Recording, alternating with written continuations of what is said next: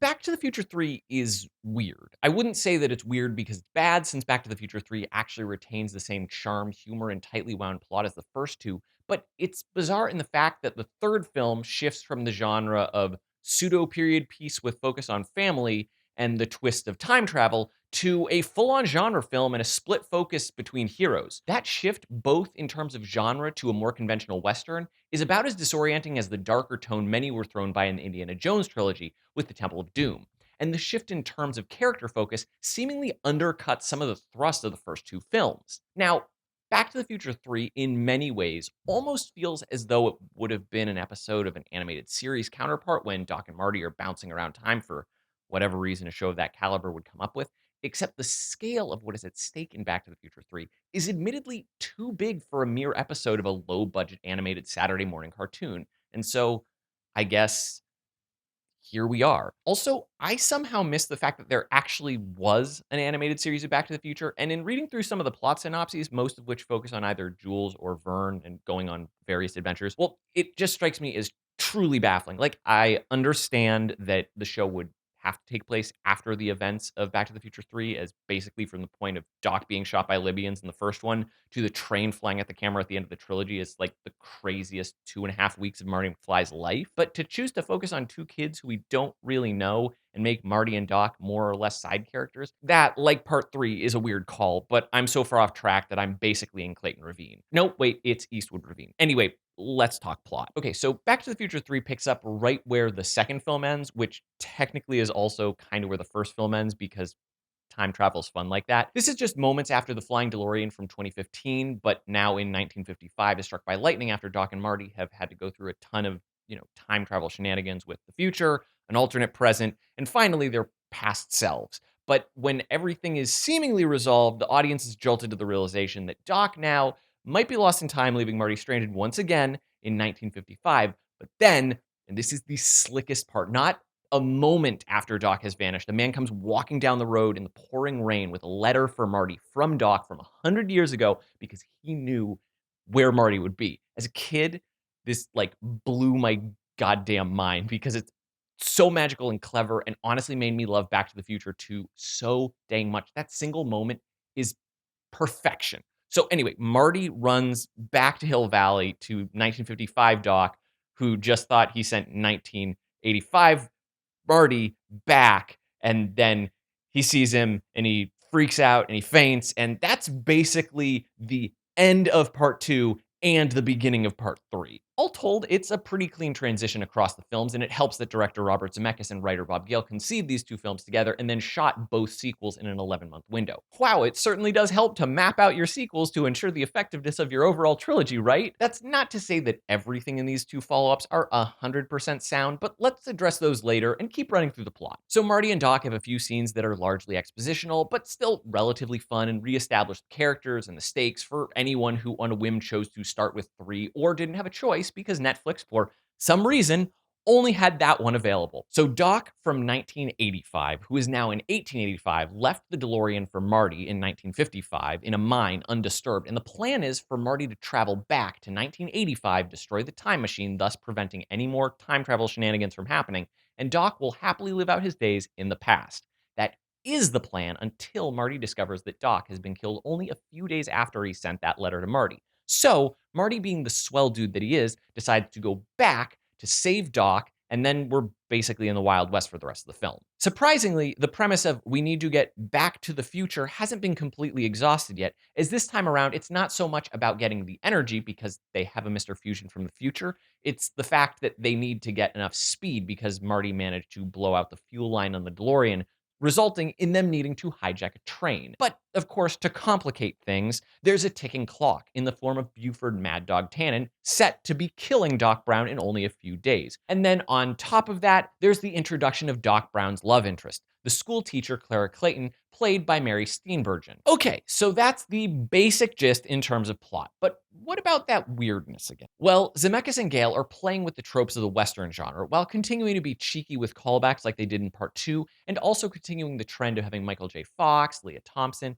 and Thomas F. Wilson play the flip of their future or alternate history versions as ancestors in Hill Valley. And maybe it's just the late 80s, early 90s charm, or I'm blinded by nostalgia. But what might be seen as cheesy works perhaps because everyone is so committed to what their reality is. Oh, and as the briefest of asides, before I really get too deep in the weeds with things, while I'm certainly not going to die on a hill for either Michael J. Fox or Leah Thompson's Irish accents, they're probably at least on par, if not a little bit better than Cameron Diaz or Leonardo DiCaprio in Gangs of New York.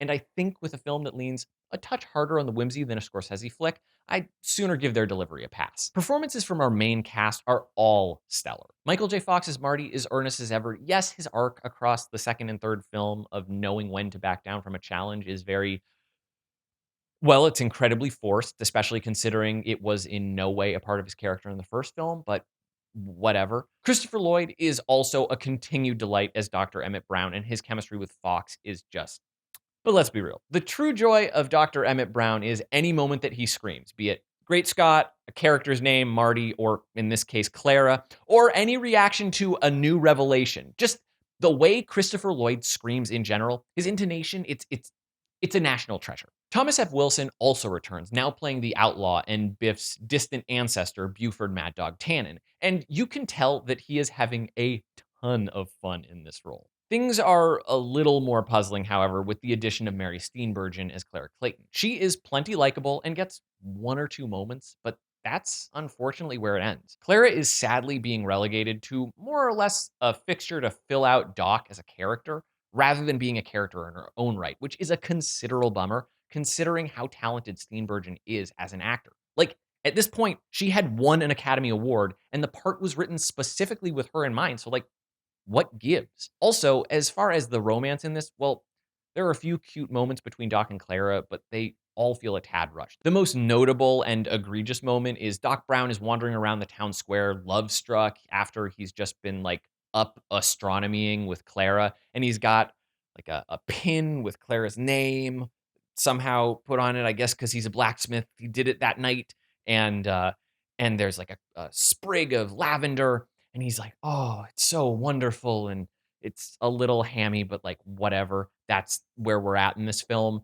And then not 7 minutes later, after Doc and Marty have a conversation about how he has to be a scientist about this and can't fall in love, then he tosses it aside and just in the most forlorn fashion looks at it. And it's like, dude, you had this for like less than a day. Oh, that inner conflict of here and here. Oh, I get it. But like, come on. It's actually rather surprising going into the third film of the franchise, and we don't actually know Dr. Emmett Brown that well when you think about it.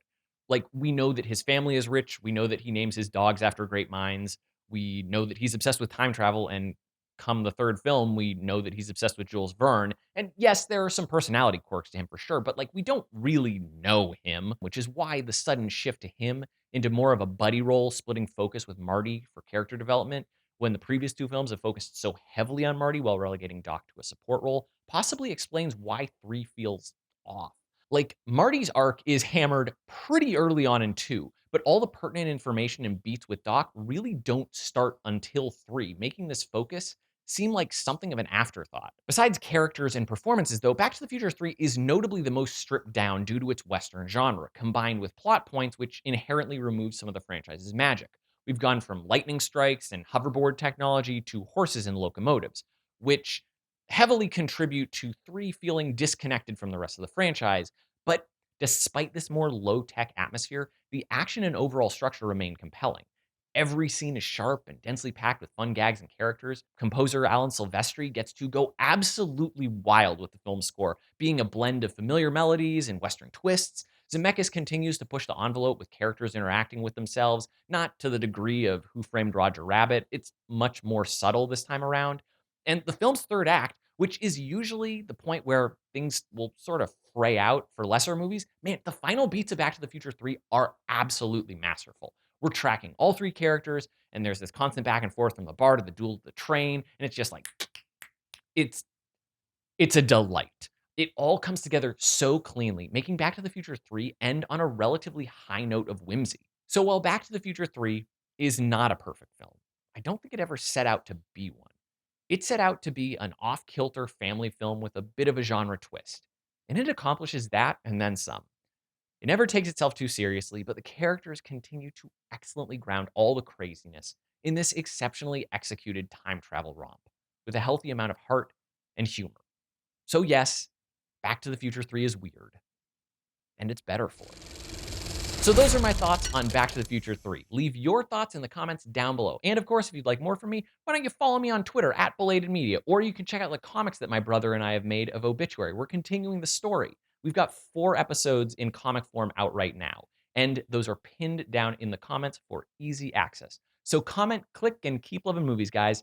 And hey, you all stuck around to the end, so here is a random piece of trivia. Did you know that Mary Steenburgen is married to Ted Danson? Like, what a fun couple.